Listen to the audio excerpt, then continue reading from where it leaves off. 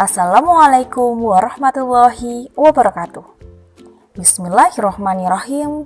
Hari ini melanjutkan materi selanjutnya ya, yaitu tentang hukum terkait najis. Ada beberapa ketentuan hukum Islam terkait dengan benda-benda yang terkena najis.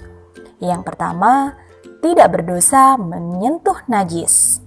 Yang kedua, sebagai syarat ibadah kepada Allah. Yang ketiga, barang najis haram dimakan.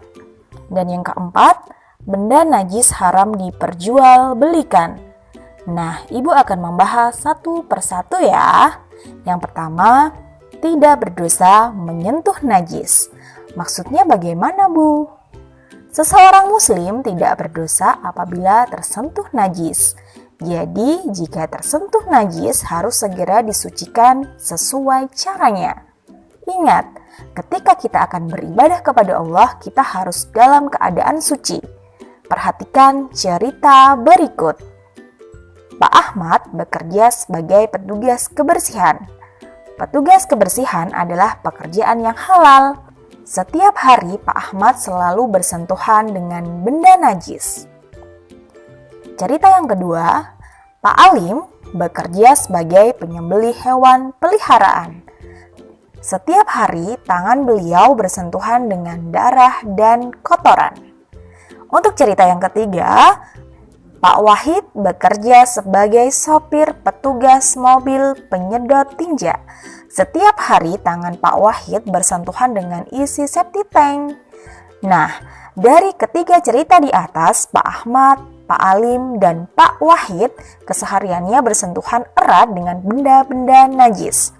Namun, ketika hendak beribadah kepada Allah, mereka harus dalam keadaan suci. Ketentuan hukum yang kedua yaitu sebagai syarat ibadah kepada Allah. Nah, kalian harus tahu, setiap muslim wajib bersuci dari najis yang melekat pada badan, pakaian, dan tempat ibadah. Mengapa badan harus suci? Karena suci dari najis menjadi syarat sah melaksanakan sholat dan tawaf. Jadi, setiap muslim tidak sah melaksanakan sholat dan tawaf apabila badan, pakaian, atau tempat sholat tidak suci dari najis. Ketentuan hukum yang ketiga yaitu barang najis haram dimakan. Maksudnya bagaimana ya?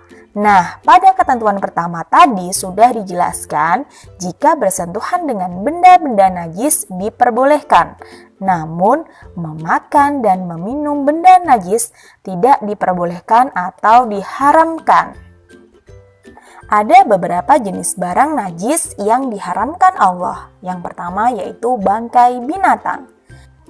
Bangkai adalah semua jenis binatang yang mati tidak karena disembelih, tetapi sebab lain, seperti terkena penyakit, terjatuh, atau diterkam binatang buas.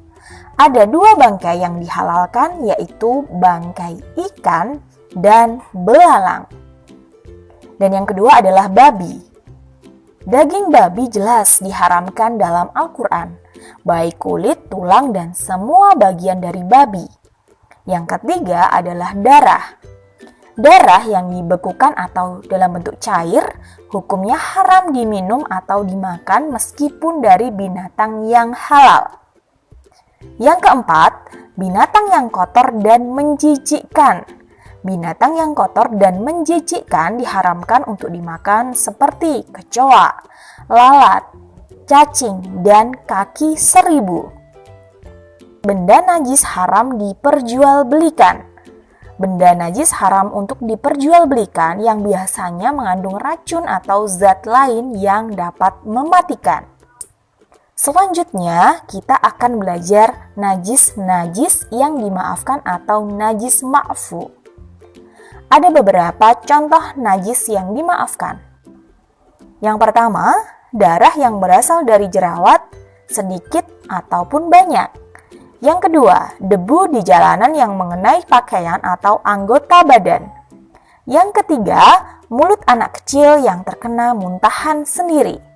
Yang keempat, sisa darah yang ada pada potongan daging.